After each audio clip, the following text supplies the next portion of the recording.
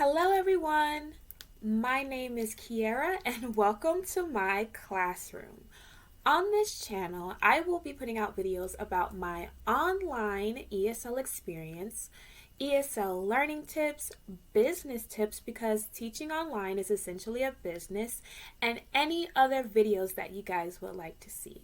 So always make sure you leave a comment of any video suggestions and that you like, comment, and subscribe to my channel if you haven't already.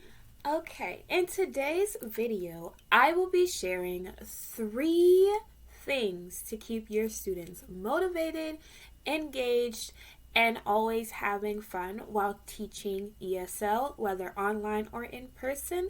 These tips can be used in both settings. So if you're interested, make sure to keep watching and let's get into the video. Okay, so the first activity is role playing. I find this to be a very common activity amongst the ESL learning community. And this is where you take a script or a movie scene or an audio, and you have your students act it out amongst each other or with you, with a partner, in a group. It does not matter. Each and every occurrence is acceptable. And so they act it out.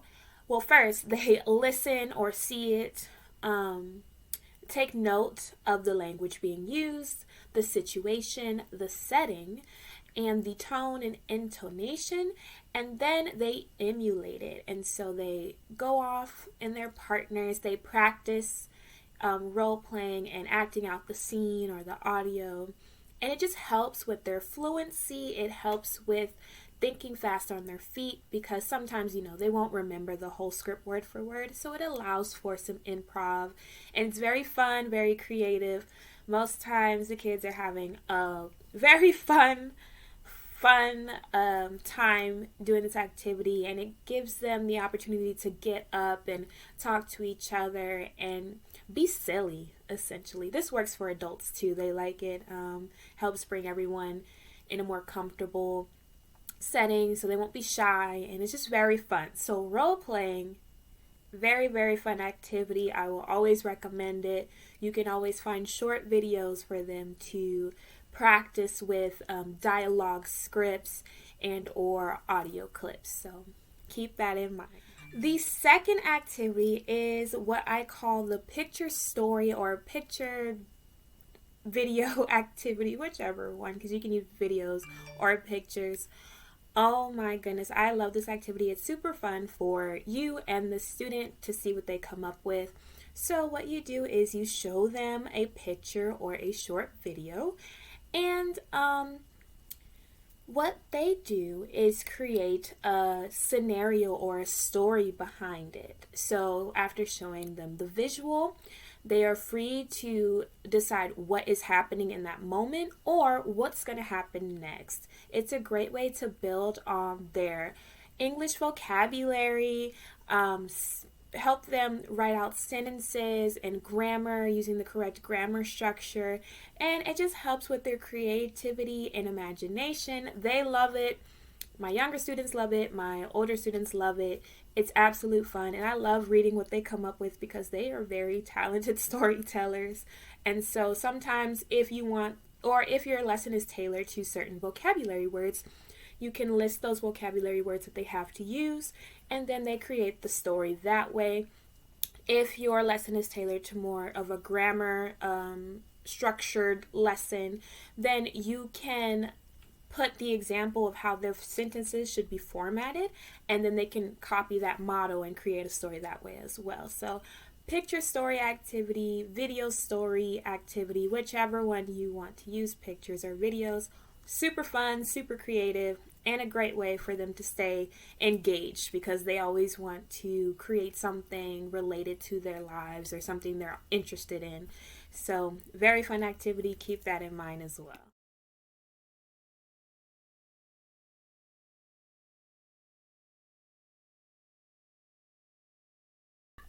Okay, and the third and final activity is called the listen and circle activity or listen and write activity.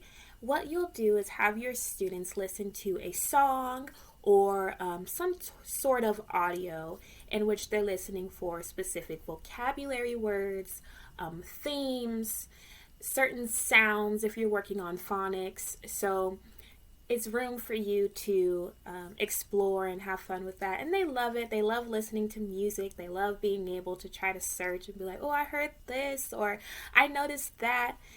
Super, super fun. And it works really well with my younger students. They always have a blast. They love the little songs that we choose for them, or the little funny audio that we choose for them. So it's a great activity, and it keeps your students engaged and focused and working on their listening skills, which is an important skill when learning a new language, so you understand what people are saying when they're speaking to you. So those were the 3 fun activities to keep your students motivated, engaged, and having fun throughout their ESL learning lesson. If you have any more activities that you use or that I didn't mention and you wanted to share, please leave a comment below. I'm all for gaining and sharing tools and ideas with you guys, with my ESL learning community. And thank you guys so much for watching. You guys are amazing, and we're having such a great time on this side of YouTube. I will continue to push out videos. Thank you guys for supporting me, and I hope to see you in the next one. Bye-bye.